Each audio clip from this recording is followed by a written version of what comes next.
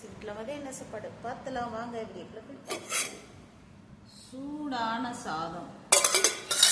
இந்த பக்கம் பார்த்தீங்கன்னா எண்ணெய் கத்திரிக்காய் குழம்பு பக்கா டேஸ்டில் இருக்கும்.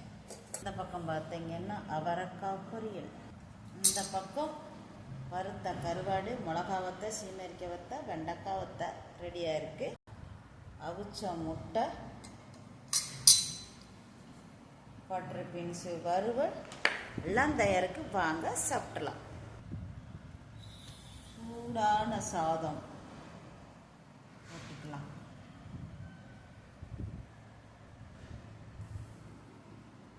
குழம்பு ஊற்றிக்கலாம். சாப்பிடலாமா? சாப்பிடலாம்.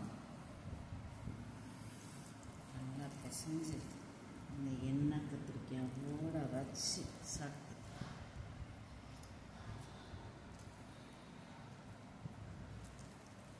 சுகம்.